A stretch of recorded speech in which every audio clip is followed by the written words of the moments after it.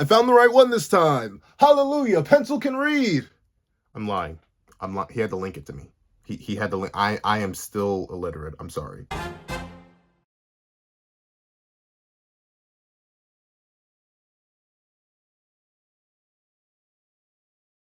Thank you to our father patrons, Red Wolf 4765, Midnight Gem Lord, and Sean. And another thank you to our $3 members, Recliner Plays and Red Wolf 4765. Another thank you to our $10 patron, Robbie Uchiha. And a very big thank you to our $25 patron, Alex Ice Rose. Another very big thank you to our $25 member, Alex Ice Rose. Now, we're on this breakdown. So it's review, analysis, live reaction, whatever you want to call it. To Eternal Flames, how strong is Yuji now? Solos all the disaster curses at once, power rivaling Toji. Please everyone leave your own thoughts on how mighty Yuji Itadori is now after being liberated from Sakuna. In the comment section down below, leave a like and subscribe if you haven't already. Also get that little notification bell to miss out on any videos that come to the channel. Also I do have a Patreon down below, YouTube for as low as $1 a month, getting exclusive videos, early content, and more. You also now become a member of the channel for as low as $3 a month to get the same perks and more. Now, let's hop into the live reaction. What's up, guys? Punch here, and here we are to do a live reaction to Eternal Flames. How strong is Yuji now? Solos all the disaster curses at once, power rivaling Toji. And this is a beefy one, right? This is a beefy one. Not even the fact that it's just like, it's 11 minutes, so who knows, this video is probably gonna be like 5 hours long. Knowing me, I'm sorry, I talk a lot. But regardless, speaking of the fact that I do talk a lot, before we hop into this live reaction, if you want to check out the original video without all my annoying, yeah, I mean, it kind of is annoying and noising. So without all my annoying pausing and talking and all that long stuff, please, the link to the original video will be in the description down below, along with the link to Eternal Flames channel. Go sub up. Go watch up. I found one of his videos that wasn't even the one he asked me to react to, and I thought that was fantastic. And now I'm on with another video of his. His content is fantastic. His channel is fantastic. Go peep. Go peep. Go peep.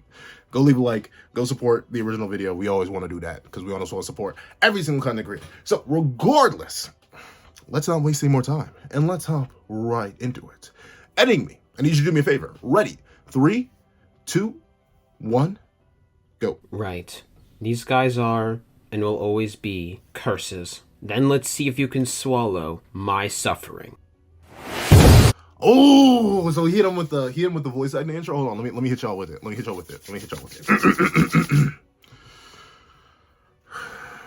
Right. These guys are, and always will be, curses. Fine then. Let's see if you can swallow up all my suffering. I don't know, I'm always over dramatic with it. like his read was better because it's like more into the situation. Like I went with like over dramatic, but like him in the moment, that matches Yuji a whole lot more. So W intro, dog. W intro. Speaking of a W intro. Right. These guys are, and will always be, curses. Then let's see if you can swallow my suffering. W intro right here. Juicy intro right here. That's still, if I didn't, unfortunately, I kind of want to keep, like, no matter how much time passes, I kind of want to keep my intro, but that's a fire intro right there. That is so cool. I really like that. But let's hop in. Actually, before we hop into it, let me give my general take on where Yuji stands now, and I'll see what he says. Because, I mean, obviously, we know his take. So it's all the disaster curses at once, power rivaling Toji. I think that is kind of just clear. Like, that is just true. Because the highest level of disaster curse we've seen is what?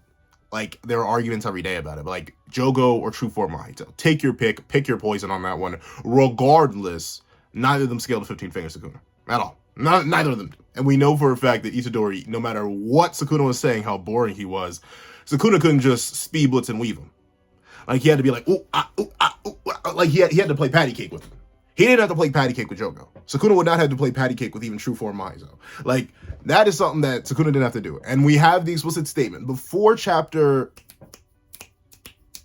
215 came out, I would say maybe you could make the argument that, oh, well, if Megumi's suppressing his output, he's got to be suppressing his physical movement. But then Gege literally opened up that chapter by saying, hey, would you look at that? Hold on. The grippers are still gripping? Sounds so wrong. But like, the gripper's still gripping? Ah, okay. So my physical movement's unhindered. It's just my cursed energy output when I'm using techniques. So we know for a fact that Sakuna had access to his full strength and his full speed, at least in terms of just raw physicals. And we've seen how fast Sakuna is. Once again, Jogo, arguably the fastest disaster curse, or True Form Mahito, whichever you want to believe. he couldn't even tag Sakuna. And when Sakuna was literally wielding all that stuff. Like, and note, Jogo has massive AoE attacks. He literally lit up an entire building, and he still couldn't tag Sakuna. But Itadori could. So Itadori's faster. And we do see, once again, his physical movement, the physical body itself is amped. It's just that the output is lowered. So Itadori being able to, knock Sakuna and actually damage him is something that Jogo, True Form Mahito, Dagon, Hanami, none of them could do either. So that's definitely up there too. Like, that's unbelievable. It's a little bit buku bonkers, if you ask me. It is definitely up there in terms of just raw stats. So Yuji definitely has it over the disaster curses. All at once, I think Yuji, here's the thing, right? It depends on who Yuji prioritizes. Because one thing that happens, if Mahito knows that Yuji's no longer immune to him, which I think he should be, I think Mahito should now be able to do something to Yuji. If Mahito pops that 0.2 second domain and then just holds it open, he activates it, but he keeps it open, then Yuji loses. That's the one thing. He loses to that. And even with how powerful Yuji is now, he still doesn't have a domain counter. His main domain counter was Sakuna, and that was specifically only in Mahito's domain. Every other domain, he should still be ganked in. Because unlike Maki and Toji, he doesn't have domain immunity. He just has domain nothing. I was about to say he has domain neutrality. No, he has domain neutrality in the sense that he can be affected by all of them.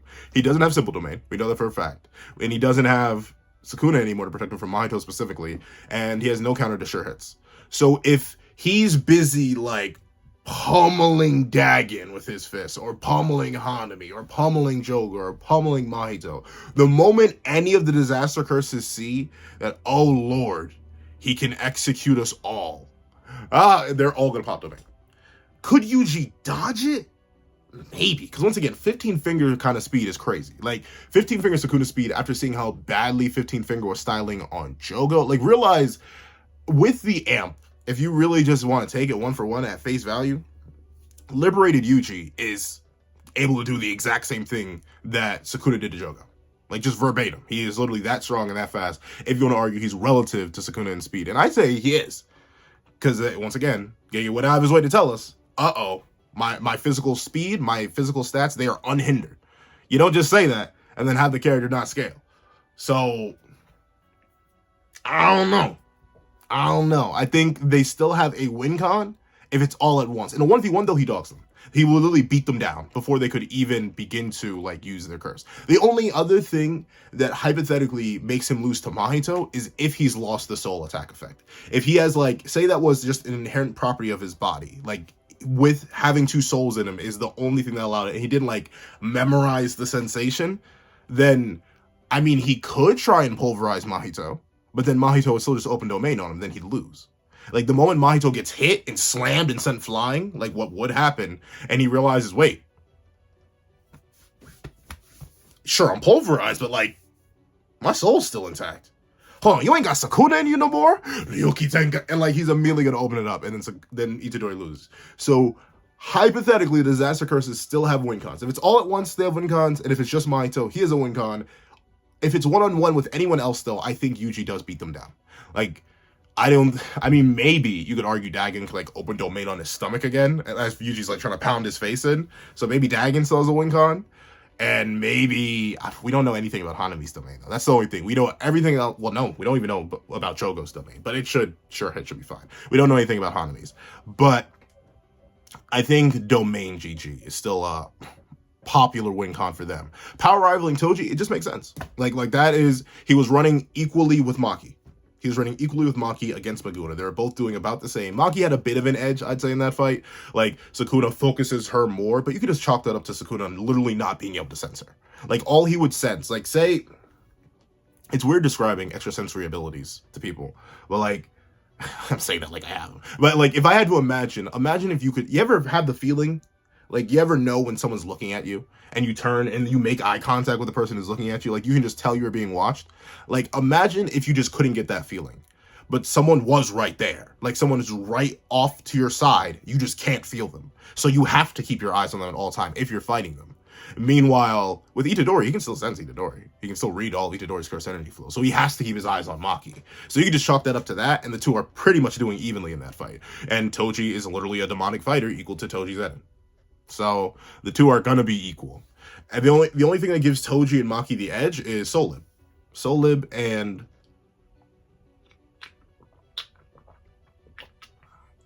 stay hydrated, folks. Soul Lib and words. English. Soul Lib and domain immunity. If I'm like doing a JJK draft and who I want like in a fight, if I'm like making a team and I need a physical beast, even with Liberated Yuji being as powerful as he is, I'm not taking Liberated Yuji. I'm taking Toji or Maki. If they're not drafted, I'm taking them because they actually have hacks. Yuji's only hacks is Divergent Fist now. That's all he's got. And that's good. The physical stats are good, but Maki and Toji can pretty much do everything that Yuji does, but better with a domain immunity. So like, I don't know. I think for now, Toji and Maki are still better combatants than Yuji, literally just because they have tools. Take away the tools, I think they're pretty much even, except Toji and Maki would probably still win because I believe they are more skilled than Yuji. So they'd be able to like outbox bro. And also he can't read them. Once again, he couldn't use cursed energy to read. He would have to just use good old hand to hand, and they can mix up. Like Toji and Maki are two of the best fighters in the entire series. I think saved by Gege himself. I think it's Gojo, Sakuna, kenjaku, Toji, and Maki. They're like confirmed the best hand-to-handers in the series. I don't think Itadori's even mentioned there. So I'm gonna have to give the edge to Toji and Maki in that sense, but I can definitely see power rivaling Toji. Do I think he goes any higher than that? Not really. Not really. Because like who else is higher? Do I see Itadori beating Yuta? No. I mean, maybe. You could argue he could speed blitz Yuta to death. like, because, once again, if we just go by what 15-finger perception blitz, once again, unless you believe Yuta was holding back a whole perception blitz level. And if you do, then no, that Itadori can't beat Yuta. But if Itadori is able to damage 15-finger and keep up with 15-finger in combat, those are two things that Ryu probably could have damaged 15-finger. We just never get to see it because Ryu gets speed blitzed. So Yuta would just keep getting like boom, boom, boom. So like maybe you could argue Yuta, but most times I think Yuta's more than bulky enough to eat a couple hits from Itadori as Itadori's trying to do it while he's getting ragdolled. Yuta could slide on the ring and be like, Rika, give me everything, please. He's beating me up. And then he goes like stop, and then he wombo combos Itadori. So I think that's fine. Even with this new amp, I could still see a jackpot Hikari beating Itadori too, because Itadori literally just has no way to put him down. Like, Hikari could literally just outlast Yuji by consistently, you. The only thing you could argue that in between domains, in Hikari's own domain, Itadori could blitz him and one-tap him. That's the one thing you could argue there. But if it's jackpot versus regular Itadori, I give that to jackpot.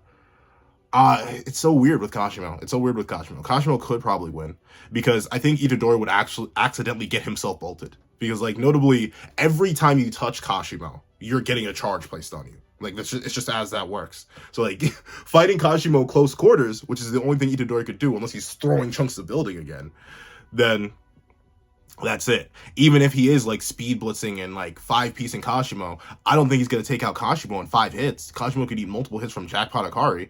So Itadori would ba ba ba ba ba ba, and then like 5 charges placed, and then Kashimo's like, well, deuces, Brody. And while Itadori's fast, he's not sure hit avoidable fast. So he may be able to react slightly, but he's going to lose an arm. He's going to lose a hand. He's going to lose some part of his body. And since we've seen he's still missing his pinky, I don't think he has RCT. I don't think. I thought for a moment he may have, but I don't think he unlocked RCT. So he's not going to regen from that. And then the moment he's lost any sort of important body part, chest, arm, leg, heavens forbid his head, like then obviously he's going to lose to Kashimo. So there's still a bunch of, and Yuki too. Yuki still should be able to do it. Kenjaku would still be able to do it. So a bunch of characters still beat Liberated Yuji, in my opinion. He lacks the easy win con that people like Toji and Maki have with their speed plus Duraneg. Speed plus Duraneg is what does Maki and Toji wonders in putting them like super duper high. Because 15-finger speed plus haha, you don't have a durability now. Boop. That's just too good. But Liberated Yuji stats wise, you give him Soul Lib. Well, he doesn't. I'm not sure if Yuji can see souls yet. I'm not sure if he can see the souls of inanimate objects yet. So Soul Lib wouldn't be useful for him. But like, he can still do a whole lot of damage. He's still definitely up there. Is he top 10? Nah, I wouldn't say that. I mean, maybe. He's top 10 speed, definitely. He's easily top 10 speed. But like, overall, I don't think he's top 10. I think the lack of hacks still does Yuji in. But I've been talking for so long. Let me actually let this video rock. But there's my general thoughts. Before he hops into it, those are my general thoughts on the whole, like, Maki, Itadori, where liberated Yuji scales and stuff like that. Let's see. Hello everyone. Hello. Welcome to my video analyzing how strong Yuji is now, because after what just happened in chapter 214 and where we are now, a lot of things happened for Yuji. Yuji got like a really huge amp in comparison to where he was at before. So yeah, this is the sequel video to one of the videos I made a long time ago, which is how strong is Yuji Itadori. So now we come to ask the question, how strong is Yuji Itadori now?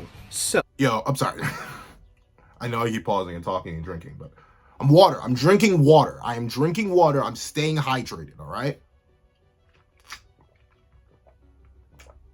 If you couldn't tell, I'm literally, I mentioned it, but I'm still bulk recording. So, like, I have to drink water or else I will literally lose my voice. But it is crazy how hard Nanami got power crept. Really, Mahito, too. Mahito's definitely been power crept a lot. Like, a lot. Like, trust me, Mahito's... Is he scraping top 15? You can make a solid argument Mahito's not scraping top 15. Do I have to make a Mahito's a fraud video?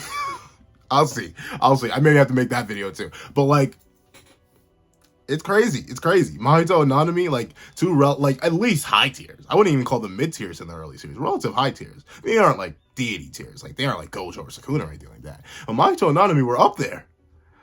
And then everything after Shibuya happened, and like Gege dropped 20 different characters that could bully the two. So that's kind of crazy to think about, but let's see. before chapter 214, I scaled Yuji up to the level of distorted form of killing Mahito. I said Mahito was still stronger than Yuji, however I said Yuji was relative to Mahito in power, or at least true distorted killing Mahito. I think Yuji is currently above base form Mahito in chapter 214, or well, pre-awakening chapter 214. And then Yuji got this massive power-up that was... Notably, here's the thing, all right? It really depends. Because how much stronger do you think Demon God Yuji is? How much more powerful do you think he is?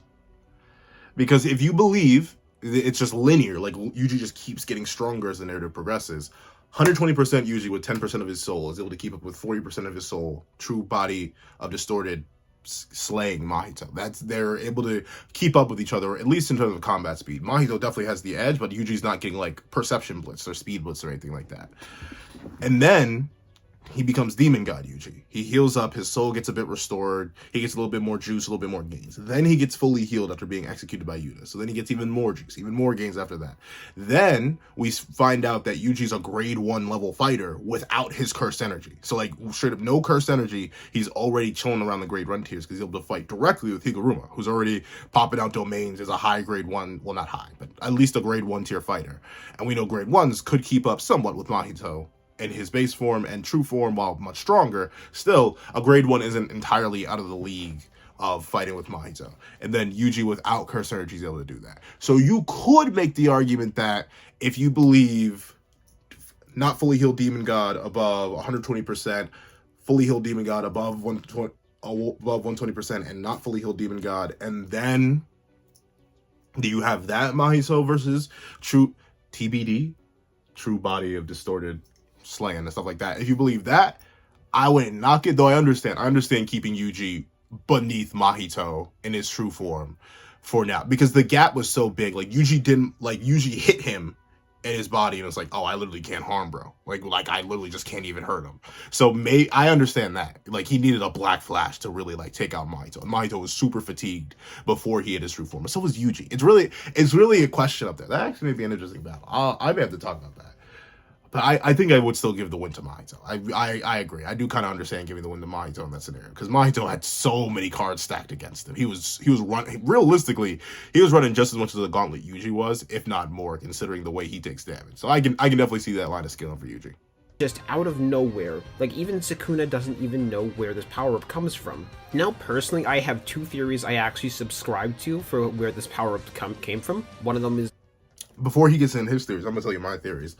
One, I like the idea. I don't think this is even mine. I think I read it somewhere or I heard it somewhere. I don't remember where I saw it. That's the unfortunate thing about being on the internet. You see ideas, and I don't want to claim it. So I'm not saying this is something that I came up with, but I have the idea that, you know how in Naruto, when Kakashi's introducing Naruto to like shadow clone training, and like how he can drastically expedite his training process, and that's how Naruto develops the Rasen Shuriken relatively quickly, like in comparison to the literal decades it would have taken, because he spams a whole bunch of shadow clones.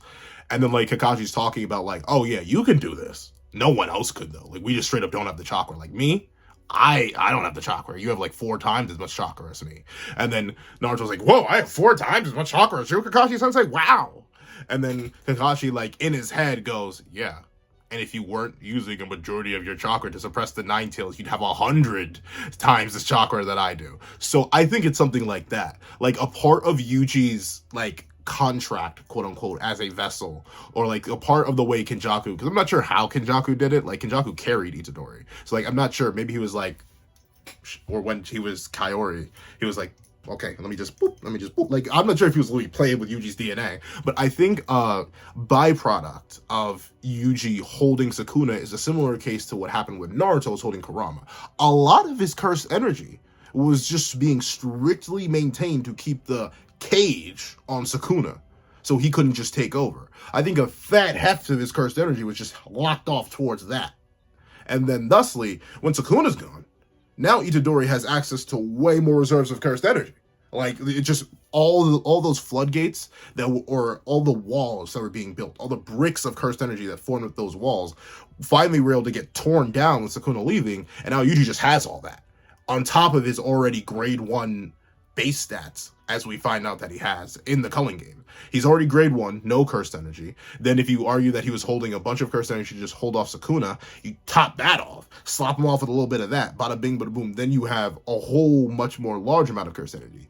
Or the other idea is that he didn't use any cursed energy to hold back Sakuna. But what happened was him, like, seeing his body being freed of his burden, right? Losing his finger and going and Megami getting Sakunified, that just like awoke a way more hatred, way more malice, all that suffering. Like, hypothetically, the mental wall that Yuji had built up finally shattered, and we know cursed energy is born of negative emotions. So Yuji could have just literally been filled with so much negativity, so much like raw, pure, liquid hatred, that when he just dropped and lost it, he dropped and lost it, like legitimately. And then he got a massive influx of cursed energy that he was then stockpiling on top of it.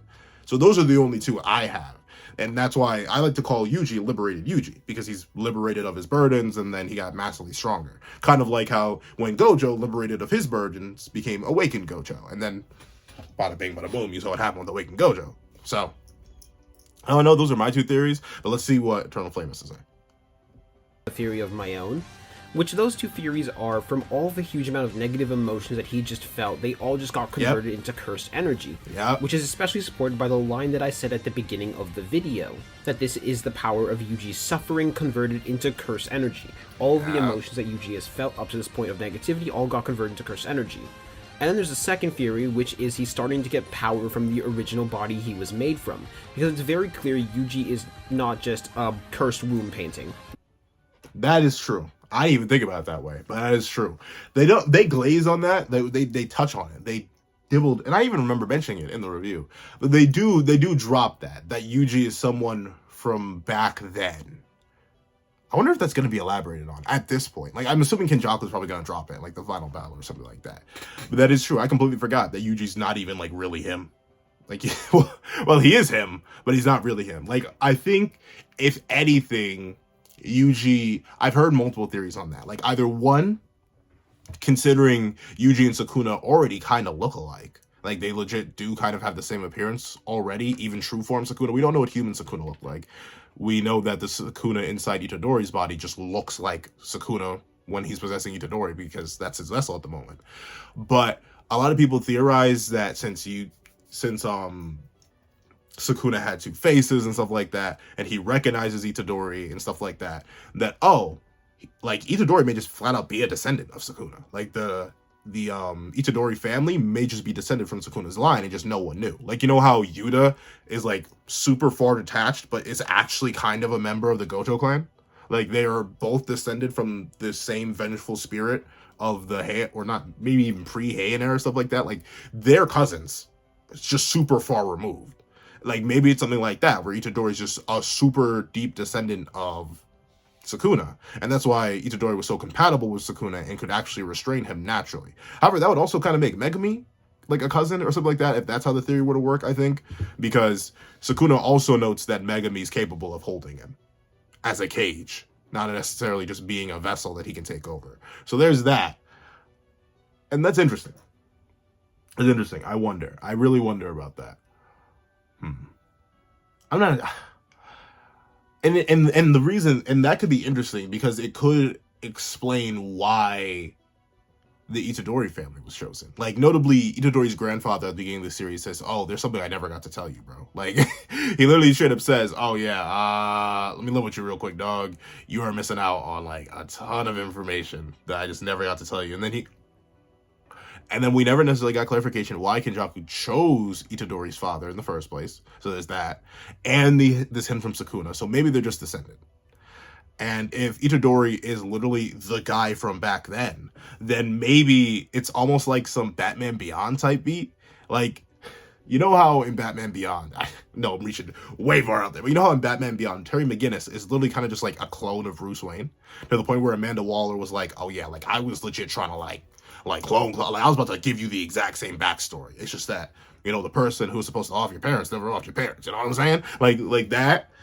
So maybe Kenjaku just needed like Itadori's father as like a surrogate or something like that, and then him overwrote the DNA, so it was the same as the person that Yuji's the quote unquote reincarnation of. So Yuji may just be a clone.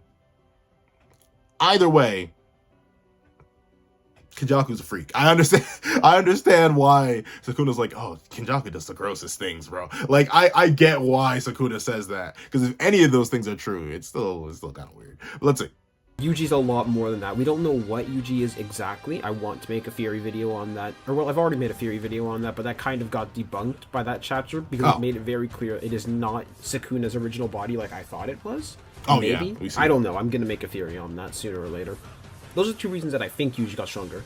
Anyways, let's just get back on topic to how strong is Yuji now after that fight. Alright, so before we actually get into how strong Yuji is right now, I need to talk about this.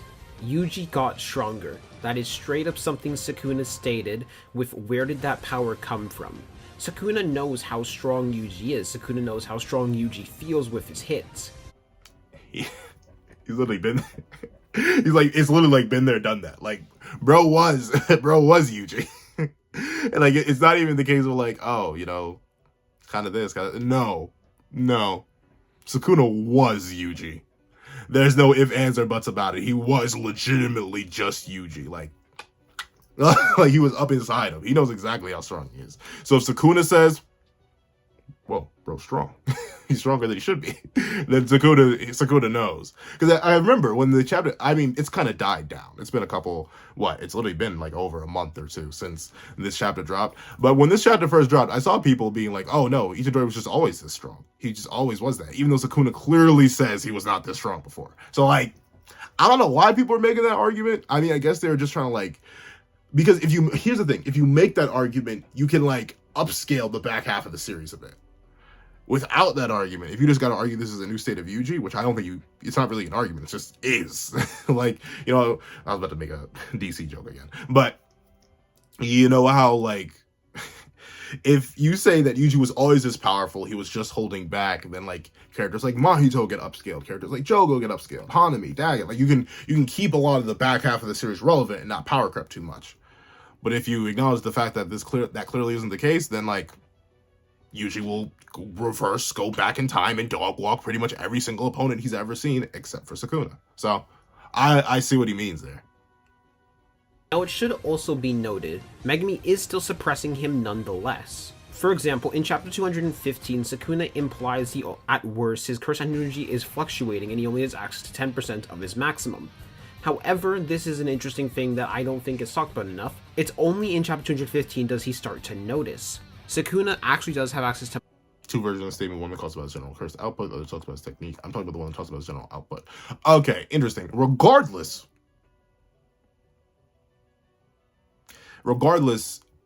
his output is the one thing that you need to worry about, specifically for Yuji's durability, right? So, like, if Sakuna had access to his full 100% output, I think Yuji would get Ryu'd. I'm still in that camp. I still think 15 Finger Sakuna post Bath when Megami super suppressed, post Shirozu when Megami super duper suppressed, I think Yuji would still get cleaved in half. I think that is just it. Yuji got to survive that because it was only 10% of Sakuna's maximum, or lower, even lower. Well, actually, no, not around 10%. So, like, it's ranging. It wasn't full power. So I do believe that. But the more important statement here to me is not right up here. I can still move unhindered. He's still able to move. His physicals and his durability are still the same. The only thing that dropped is his attacking. You can argue that's his attacking with his punches too. You could argue that maybe Itadori doesn't scale to Sakuna's physical hits because is punching considered output? Because we know that Yuta considers punching output when he's getting hit by Ryu. He's like, oh, his release of cursed energy and his output is explosive. His punches, like, I may actually take damage. He's specifically in an exchange of fisticuffs with Ryu when he notes that. So maybe you could argue Itadori doesn't scale to Sakuna's, like, physicals in terms of just, like, punching people. But I'd say Itadori scales the 15 Finger in speed, scales the 15 Finger in terms of, like, damage, I guess, kind of AP-ish, like being able to damage 15 Finger a little bit. And those are the two main things. Defense is the only thing that's kind of up in the air because he's been fluctuating. He's been fluctuating ever since he got into Megami's body. So that's the only thing. But everything else you just should scale directly to. Let's see. However, this is an interesting thing that I don't think is talked about enough. It's only in chapter 215 does he start to notice. Sakuna actually does have access to more of his cursed energy output in the previous chapters, just overall it starts to slowly decrease with time. When chapter 215 arrives, he's already at only 10% of his maximum. I'm not sure about that. Just because he didn't notice doesn't mean it wasn't happening. Like, I think, because he literally starts questioning it at the end of 213, like, wait, whoa, how is bro doing this? Like, he's holding out his hand, releasing cleaves or dismantles or whatever you call it. Thank you for everyone who tries to clarify it for me. I'm just going to call it Sakuna's Curse Technique and or Cleaver Dismantle. Whichever one it is, it doesn't necessarily matter to me. So, like, he was just swinging. And he was confused still, even then. So I think his Curse Energy output was always lower. Because I'm assuming what he's going to do here is going to be like, oh, well, his Curse Energy only dropped after he noticed. And thusly, Yuji, for taking hits before Chapter 214, should still scale to Sakuna's raw output. So he should be bulkier than, like, characters like Ryu, Uro, Yorozu, stuff like that. But I don't think so. I think his curse output was dropped, and he was confused on why, and then he tried to figure out why, and then he realized his cursed output was lower. That's what I think. Though I understand what Eternal Flame is going with here. And I like Yuji more than Ryu. So if if Gege's gonna slander Ryu, I might as well slander Ryu. So liberate Yuji versus Ryu. I think Ryu may just lose. But we'll talk about that in its own video. We'll see. Because ironically enough, those two are like a really funny and specific matchup. Because when you think about it, neither of them are hacks. They're just all physicals. Physicals and output. Like, obviously, Ryu's the output guy. But, like, he doesn't have sky manipulation. He doesn't have curse speech. He doesn't have limitless. He doesn't have cleaved as well. None of that. He's literally just hands and blasts. Meanwhile, Yuji's just hands. So I think that actually would be a fun fight to do. I may just do that, but let's see. However, he assumes that's enough to slaughter Yuji. And this is an already injured Yuji who just took several cleaves to the face. Which, that is something very important. The fact Yuji is injured throughout this entire thing and still very much bleeding. That's a very interesting thing. I wonder why Sakuna thinks that. Because let's say he does think he's going to be at low as 10% of his output. So that's 1.5 finger. Does Sakuna really think, after getting, like, kept up with and tagged, that it only takes 1.5 fingers? Like, does he still think Yuji's just barely above finger barrel level? Or, like, he's on finger barrel level? Like, really? We rocking with that? Like, Really, Sakuna? I don't know. After what he did, I'm shocked Sakuna even thought that was the case. Like, I really am a little bit like, really, Sakuna? Really? Is that really what you think, bro? Like, I don't. That seems strange. Maybe he could. Like, Sakuna's arrogant, but he's not stupid. He's obviously one of the like best. He has one of the highest combat IQs in the entire series. But like, I remember first reading that, I'm be like, really, 10%? You think you could do him in with 10? Like, clearly you couldn't. That's why he managed to punch you in the mouth last chapter. Really? But let's see. So let's first look at chapter 214, then chapter 215, where we actually get to see Yuji's power-up on display. This fight starts out with Yuji getting up after getting punched in the gut and being sent... Yeah, like, look, you can see his pinky. It's still not pinky. His pinky is torn out, so he didn't get RCT, which is unfortunate. It's unfortunate. Unfortunately, I think this was the time. I don't think Yuji's gonna get it. If there was any time for him to get RCT, it would have been this fight. I don't think an RCT reveal. I mean, unless you want to go like full Gojo Awaken style, truly parallel the Honored One thing, where he truly awakens it on like the verge of, you know, perishing, which he was, in my opinion, he was on here. But if you really want to just wait till he's really about to go in the middle of like the Kenjaku fight or the Sakuna fight, and then he awakens RCT, and then he goes on like, I alone on heaven and earth am the Honored One. Like, unless he starts doing that, I think this was the best time to do it, and I don't think Yuji's gonna get it, unfortunately. At least those are my thoughts. Who knows? Maybe I'm tripping though. Maybe I'm tripping. Let's see. Through an entire building and coughing up blood. So that's an important thing to know. Yuji just somehow recovered that from that, which that is an important thing to know. Yuji just somehow tanked that entire punch that launched him through a building and was still going on to fight Sakuna anyways, after barely any time to recover as well. Yeah. So that entire fight, Yuji has to deal with that damage. It also might be possible that Yuji has a healing factor, because it looks like that Sakuna punched a hole through Yuji's stomach, because... I don't think so. I used to think the same thing too, Eternal Flame. I used to think the same thing too. But people pointed out, you don't actually see, like, a hole ever, anywhere. And besides, like, if he could regenerate or heal his whole torso in a matter of, like, maybe 2 minutes, how long do you really think Angel versus Sakuna lasted? I give it 2 minutes at most. If he really could recover his whole stomach to the point where there's like no visible damage on it in 2 minutes, he would have his pinky back. So I don't think so. I think the pinky being gone is like the fate sealer on that. I still don't think Yuji has RCT or any healing factor, because a part of Yuji's shirt was ripped open. However, we don't really know. He might have reverse curse technique, he might have his own special type of healing factor, because Kenjaku does Kenjaku things. Yeah. We don't really know yet. Whether you want to give that to a healing factor or just Yuji's sheer raw durability, that's up to you. In this fight, Yuji shows an immense amount of physical feats. For example, the first punch where he manages to land on Sakuna, he yeets him through a literal building, which immediately makes Sakuna just wonder where this power came from. Then he yeets a literal block of cement at Sakuna and launches him back through that before going to his side and punching him. Like, in a straight-up hand-to-hand fight, he's doing incredibly well. There's a reason why I have pushed this agenda so many times, that Yuji is one of the best hand-to-hand combatants in the literal show. There's apparently an interview I just found out about that says Yuji's never learned any hand-to-hand based martial arts. However, I have to completely disagree with that, or just his subconscious mastery is so amazing. I'm gonna give it to his subconscious mastery, because Yuji at the beginning of the series specifically like doesn't do anything. Like, he doesn't train kendo or fighting. Like, I think at most, you know what probably happened? He watched movies.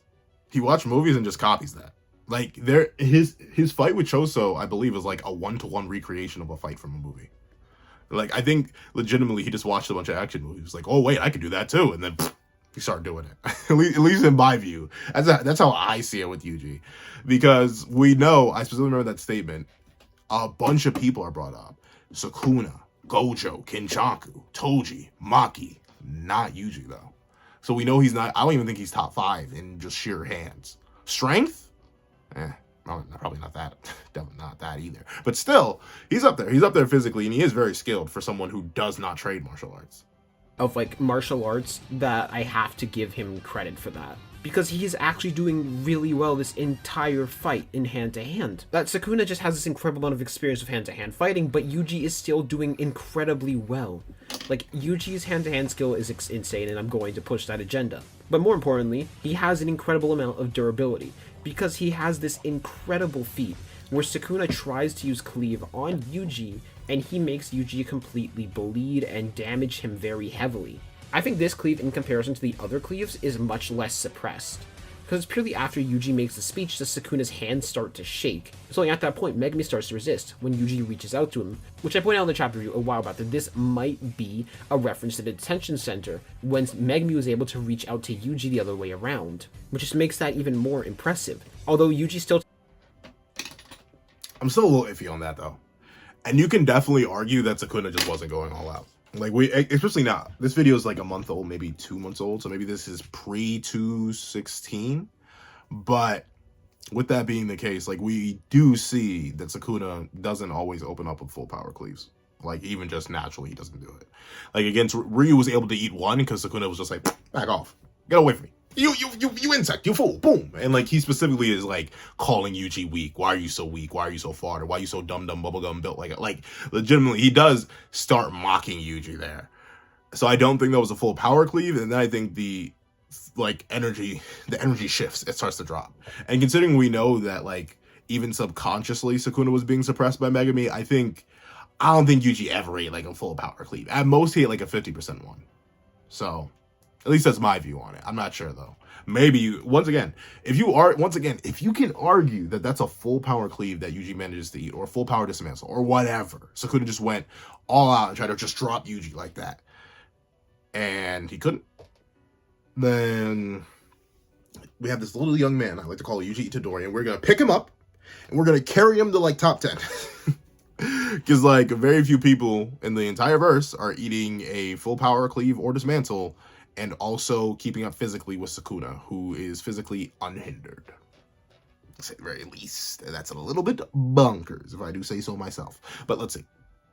Damage from that and gets several cuts, but he still punches Sakuna nonetheless. He then goes on to assist Maki in fighting against Sakuna, where he's actually very heavily injured because he's taken so many cleaves at that point, but nonetheless, he's still able to assist Maki and do relatively well. So it's even to the point where when Maki asks him if is it okay for her to speed up, Yuji says that's fine and he can continue, showing that he actually can continue because Maki does speed up nonetheless. And then the fight ends with Urame sneak attacking them and freezing them all in the process. This is the most disrespectful Maki panel in the entire series. Like forget what we're talking about. Forget scaling Yuji and all that. Forget all that. This is one of the most disrespectful Maki panels in the entire series. Like, I get it. She immediately turns and just and like keeps it pushing right afterwards. But like in terms of like just sheer disrespect, the fact that he went out of his way, knocked Itadori away, and say Yaka, and like knocked her like that, that is crazy. That was absolutely. I remember first seeing that, and be like, you have to do it like that. Like, come on. Like, look at the malice on that man's face. You know he was itching and scratching and feeding for that. Like, come on, Sakuna. There was no need. However, it is very impressive that Maki eats that. Once again, his physicals should be unhindered, his physical movement. So unless, the thing is, the only way you could, like, say Maki can't eat 15 finger level physicals is if you say any sort of output. And output includes punches, based on Yuta saying Ryu's output seemed to be punches as well. So if you want to argue that, then you're good to argue that.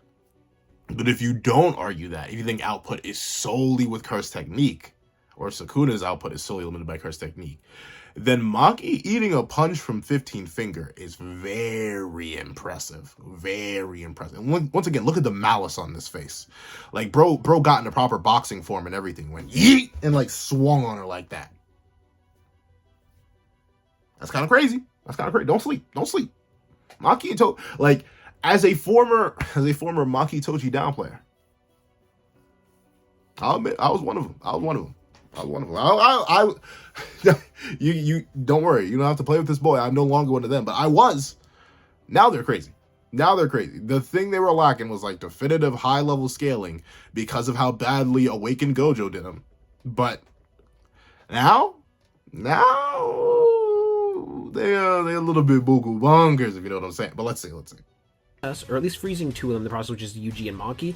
However, she focuses more on Maki in comparison, which allows Yuji to actually break out from the ice to begin with, which is incredibly impressive because Urame had no way to know that Yuji did power up nonetheless, so she more likely assumed that this ice would be enough to take out Yuji from the past and not Yuji right now, which just gives even more to Yuji more than likely getting a power-up in comparison. Now, what does this power-up mean? What would a fully recovered Yuji be able to do? Monster. Now, there are a few ways to scale Yuji up to this point, and I'm going to go over each and every single one of them, or at least the ways that I have come up with to scale Yuji. This is the least charitable to Yuji, however, this one is probably decently accurate, which is Yuji just scales below Maki, but not fully below Maki. He is relative to Maki, but not... They're relative in terms of speed and strength due to everything that has been shown in this fight. This method just removes the fact that Yuji is injured, by the way. So yeah, Yuji's physical strength and cursed energy amp's physical strength, is relative to Maki's physical strength in current day, with Maki being slightly superior due to how Sakuna refers to Maki. That is method A. Up next is method... That's typically the method I'd go with. Like, I personally take stock in the idea that Sakuna was impressed with Maki but bored with Itadori as a testament to Maki being the better of the two. Especially considering Maki never actually seems that pressed in the fight with Maguna. Like, if you go reread that fight, she's literally just like flat-faced the entire time. Yuji's out there gritting his teeth, huffing and puffing a bit. Meanwhile, Maki's like,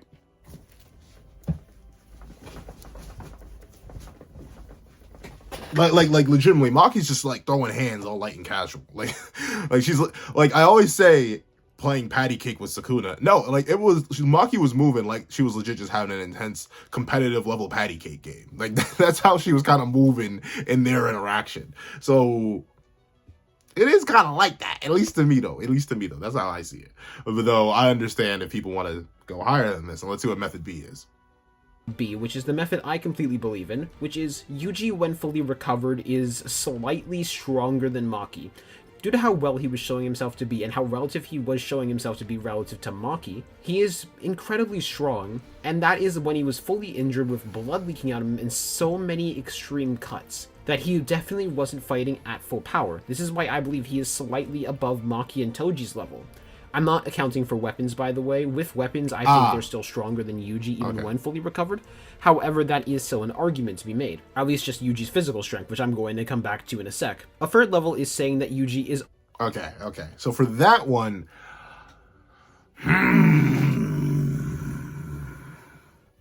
Is this the... See, like, it's correct. Like, I know people are going to be like, man, you switch up way too easily. And I do. I was Ryu's #1 fan. Like, I can tell you, before Chapter 216 came out, I was legit planning a battle between Ryu and Sakuna.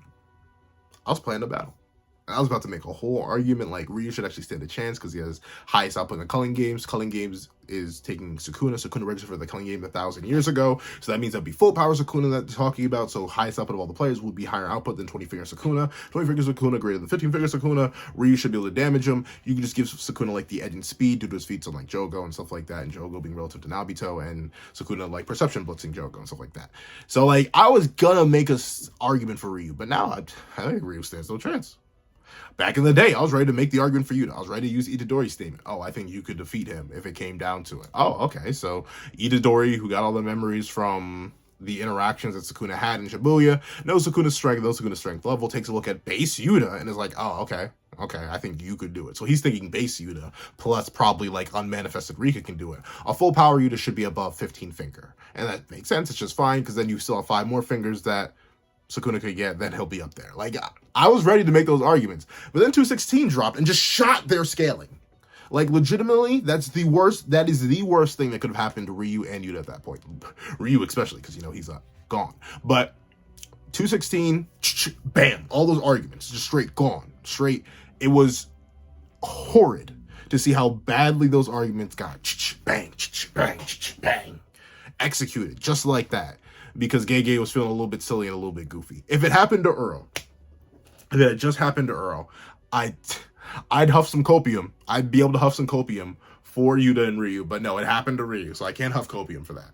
So maybe this is just me huffing copium for Maki and Toji, but I still think they're a bit stronger, mainly because of the mentality that Maki was in that fight. She was still so casual. You can definitely argue that's just how Maki is now. Like, Maki post-awakening is noted to be like very like just deadpan, kind of like pretty much extremely unemotional for the most part. So you could just chalk it up to Maki being Maki now. That's just how she be when she be like that. But I think she wasn't really going all out. She didn't even try to use Soul Lib. She didn't even properly like sweat or stress or anything like that. And then she got blitzed by Arume. So like so maybe, I mean, I could see argument B though. I could see argument B. And I wouldn't even really be mad at it because I agree. Even if you want to argue Yuji has an edge in speed and strength, Soul Lib. Soul Lib. Yuji tries to go and punch Soul Lib, it cleaves right through him, and then Maki executes him. Same thing with Toji. So, like, they still have win cons on Yuji, even if Yuji is slightly stronger. So, I'll put my bias aside and admit that, yeah, I can definitely see that argument. Let's see. On the level of Mahoraga, which is via saying the fact Yuji does perform similar feats that Mahoraga did against Sakuna. And by Mahoraga, I mean the Mahoraga from Shibuya, not the one he is about to summon against Yorozu. So, yeah, this is an extremely insane...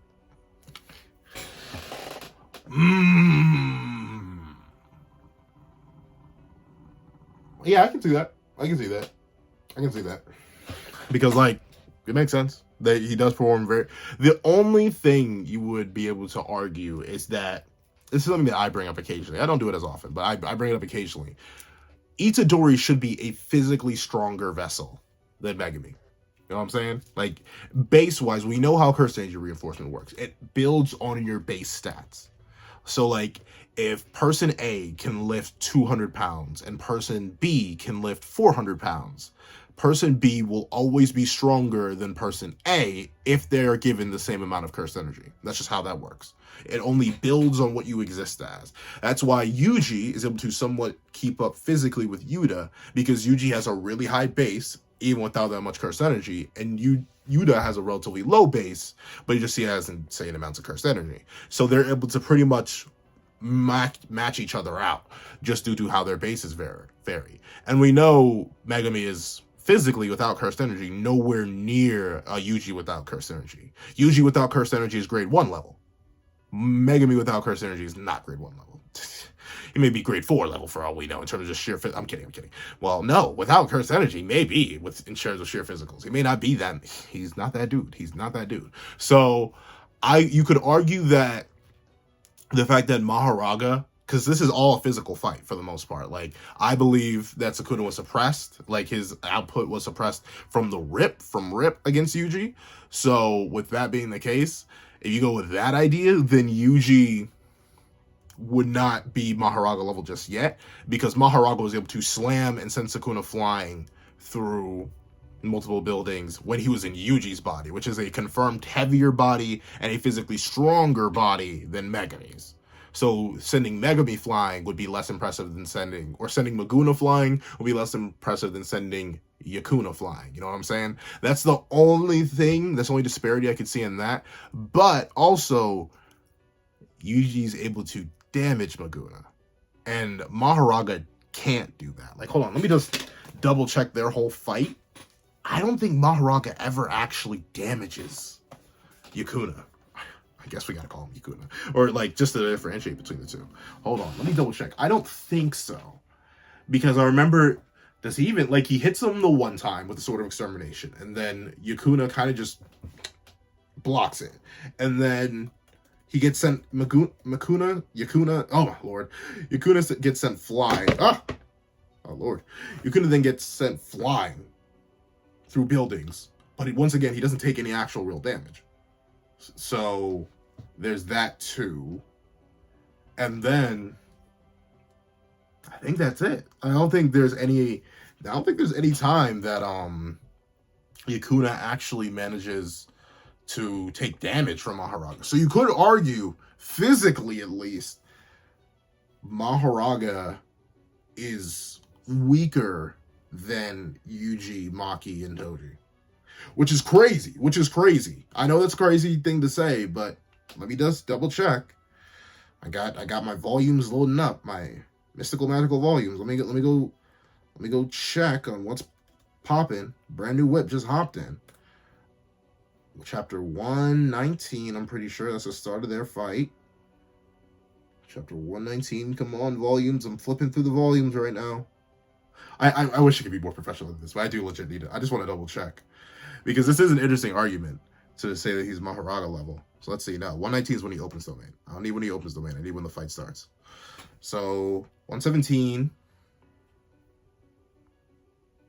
Okay, so Mahoraga smacks Megumi, but Megumi survives the smack from Mahoraga. Mahoraga doesn't actually execute Megumi there. Sakuna notices that Mahoraga smacking around people. Sakuna shows up, save what's his name. Sakuna heals Megumi, about to begin the fight. Mahoraga swings, he tags Maguna. Maguna doesn't speed blitz or dodge him, but Maguna takes absolutely no damage from the impact. Like, well, hold on, let me see. Yeah, his clothes don't even get cut from the Sword of Extermination, so he takes no damage. Mahoraga, like Yuji, eats Dismantle, or Cleave, or whichever. He eats Dismantle, but notably, this is different. But then again, Sukuna's unhindered here offensively, so maybe this isn't the case. If you think that, you could argue, if you want to go with the idea that the first hit of Cleave from Sakuna wasn't suppressed and he was messing around or going all out, then Mahoraga gets cleaved straight on through. Like, you literally see it. He gets cleaved, well, not cleaved. He gets dismantled straight on through. Meanwhile, Yuji's able to eat the cleave or dismantle, whichever one you think he got hit with. So you could argue with that alone, that, especially considering, let me go through the rest of the fight, yeah, Mahoraga deflects the dismantle. It deflects it. But once again, it knocks Sakuna through buildings, but it doesn't do any damage to him. Let me see. It eats another cleave. And Sakuna drops the main on its head, and I think Sakuna just arrows it afterwards. So yeah, so Mahoraga doesn't actually do any damage. Mahoraga doesn't actually do any damage to Sakuna. But Yuji did. So if you want to ignore like curse energy reinforcement stuff and say 15 finger should just be 15 finger regardless of which vessel it is, then Yuji's actually more impressive than Mahoraga. Because they do the same things physically in terms of sending Sakuna flying, but Yuji actually damages Sakuna and eats some of Sakuna's attacks without getting cleaved straight through, which is something that Mahoraga can't claim. So you could make the argument that Yuji's even above Mahoraga, but I know people wouldn't like that. I know people wouldn't like that. And personally, I don't think Yuji doesn't have a win count against Mahoraga. He may be stronger than Mahoraga, but Yuji doesn't have a way to overwhelm Mahoraga's regeneration. He's not going to atomize Mahoraga with a hit. That's just not how that's going to work. And then the moment Mahoraga adapts the physicals, it's over for Yuji. It's over for Yuji. Mahoraga would legit straight outlive Yuji. So yeah, Yuji still loses that fight. But let's see. Level of power either way. You either can get Yuji relative to Mahoraga, or you can get Yuji relative to Toji and Maki. Which, that is, like, still an insane level of power. Yeah. Those guys are typically put into the top 10 of the verse. Top 10, top 15, whatever, whoever you ask. It's like, sometimes even top 5. So, yeah, Yuji's now on that level. Of course, Maki still has her curse tools, but Yuji has something in his own arsenal, which is Divergent Fist, but most of all, Black Flash. The Black Flash on hit is something that heavily amplifies your power with that one strike. Whether you think it is a multiplier or an exponent, it's up to you. How, like, it's stated by Gege that's an Galaxy level Jujutsu Kaisen. What does that count? It's Solar Jujutsu Kaisen, right? Like, because the thing, I don't think Gege realized what he did by making an exponent. Because if Yuji with base physicals is able to damage a mountain level character, and then you square mountain levels of energy, you get like solar system level or higher, I think. Like, Gege? You trying to tell me? I mean, Gege? You telling me Hanami's solar system level? Like, once again, like, occasionally if I feel like a goon, I'll bring it up.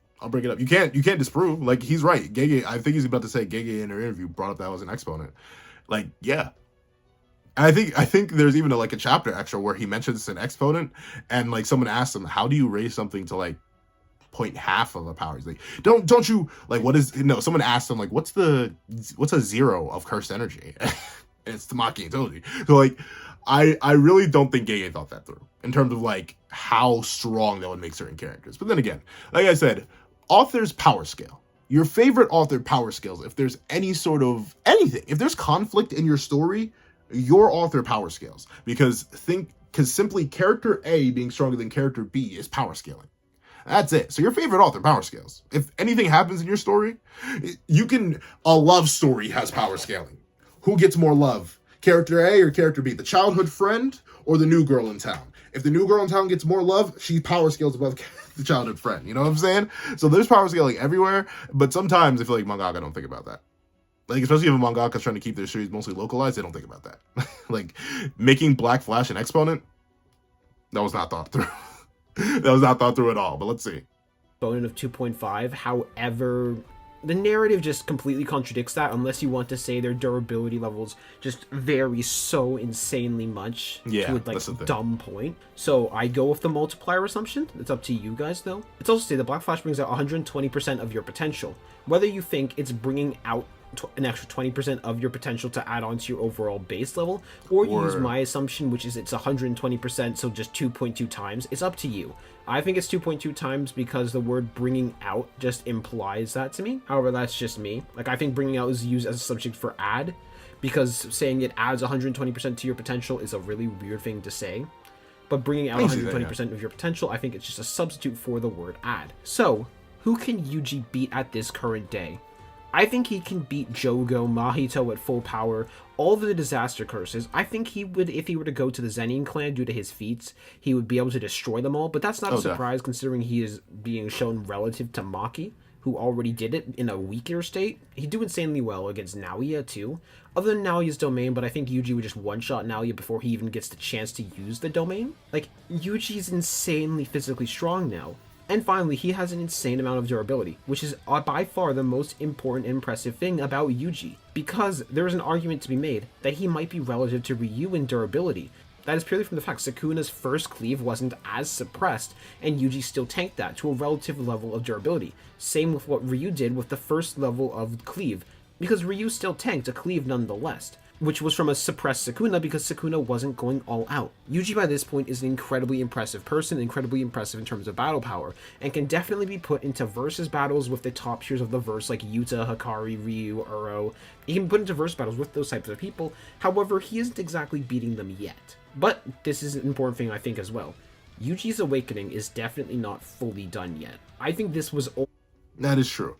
The main thing that holds Yuji back in a lot of beefy matchups is the fact that he lacks hacks. It's the same issue I have with Hikari. Hikari's super cracked in terms of just raw physical stats, but if you can out-hack him, you can out-hack him. This is gonna be a random bar. I'm gonna drop it, but I don't think Jackpot Hikari beats Uro. I don't think he does. I think Earl's just the perfect counter for him. He's just a physical brawler. He has no hacks. Not a hacks to his name. So she would just keep sky manipulating him around. She could literally just camp him. I know it sounds stupid and dumb, and it's probably something she wouldn't do. But like, if you were to like shove a controller up her butt and like really like play her optimally, just camp in the sky. What's Scar supposed to do? Jump. And every single time he jumps, he's just gonna come into a range to get thin icebreakered back down to the ground. And she can just keep doing that over and over and over again. She has no reason to engage him directly. The only reason she had to engage Yuta directly is because Yuta has Cursed Energy Blast. He can fire off his Cursed Energy in massive waves. So Yuta could jump and fire off Cursed Energy in her general direction. Of course, she would throw it back at him, but just... I know some people want to... Well, no, let me stop saying that. But regardless, she could just throw it back at him. But there is generally a reason to engage Ryu and Yuta up close and not just camp them out. They have strong projectiles. Hikari has no strong projectiles. Unless you want to argue that his doors and balls are amped, he has no strong projectiles. So I think Uro is a horrid matchup for Hikari. I think she dogs on that man simply by out-haxing him. So Yuji's in the same situation. He has fantastic stats, but considering he wasn't able to one-shot Sakuna, only damage him, and he wasn't able to unlock any new hacks, I still think he's kind of rough. He's still kind of locked out of the top 10 because of the lack of hacks. His raw stats, his speed, his strength, it allows him to beat some characters who are hacked out beneath him. Like I said, I do think he beats Mahito if Mahito doesn't open domain on him. I do think he beats all the disaster curses in a one-on-one because he could beat them down before they open domain, except for maybe Mahito once again. And I think he could rival Toji and Maki, but I think Toji and Maki have a better matchup because of Soul Lib. I think Mahito has a better matchup now if you believe that Yuji doesn't have the soul attacking effect, so that means Mahito could just sit there, tank him, open domain on his head, and then transfigure him. I think domain for all the disaster curses, any character with a domain that has a sure hit effect could probably still beat Yuji. I think so, because he still has no counter to that. As powerful as Yuji is, and as bulky as Yuji is, he's not going to be able to take a dozen sure hits, while the person who casted the domain is still amped. Like, he wouldn't just be fighting Jogo's sure hit, he'd be fighting Jogo's sure hit and Jogo, who's dropping amped Jujutsu on his head. Same thing with Dagon, same thing with Hanami, same thing with Ryu, same thing with Uro, same thing with everyone else. Well, to be fair, we don't know if Ryu and Uro had sure hit domains, but I highly doubt that they don't. I highly doubt that they don't. Though Uro's a lot harder to think of than Ryu's. But let's see what he has to say. Only just a taste for the power that Yuji is going to end up getting in the verse later. And yeah, I agree. I don't think Yuji's awakening's done yet either. I think he's going to have some sort of honored one moment. I don't think he's going to peak out here. He still has a way to go. Let's see. This is only the beginning of Yuji's awakening, and Yuji is going to get so much stronger by the end of the series that it will be insane. So this is my video on how strong is Yuji Itadori. If y'all like this video, be sure to subscribe. Put in your opinion in the comment section where Yuji is, because I want to see where y'all think Yuji is. Also, while I did say in the video that Yuji versus Mahito just goes to Yuji right now because of Yuji's strength, I do actually want to do that as a versus battle itself because I find that to be incredibly interesting to talk about. So be prepared for whenever I do that as a versus battle next. So, hope y'all enjoy. Peace. All right. W video. That was a W video. As the cool kids say these days, that was a W victory royale. I don't know, my nephews say that. But I don't play Fortnite. I'm sorry, no. So regardless, super W video. Love the Yuji scaling. Love the elaboration. I agree. I agree with everything. I can definitely see Yuji beating all the disaster curses. They have win cons, but Yuji's probably going to win those most of the time, especially if he still has a soul attacking effect. He's going to bully Mahito. Then him being power rivaling Toji and Maki, I agree, verbatim. We literally see the two fight alongside each other. It's just Maki has a better matchup with Soul Lib, and so does Toji. And him being up there, like, once again, you could argue Yuji, at least stat-wise, superior or relative to Mahoraga and Shibuya. You could do it. So overall, every single argument in this video is a W. I have no issues, no complaints. Overall, super W video. Obviously, please go check out Eternal Flame. Check out the original video in the comment section down below. Once again, go sub up. The man has fantastic content. I will be reacting to even more of it. I've already seen a couple more of his videos that have caught my eye, but this is one he specifically asked me to react to. So, react to it, I have. So, overall, it was a W video, and I'm excited for the next one. However, thank you so much for watching.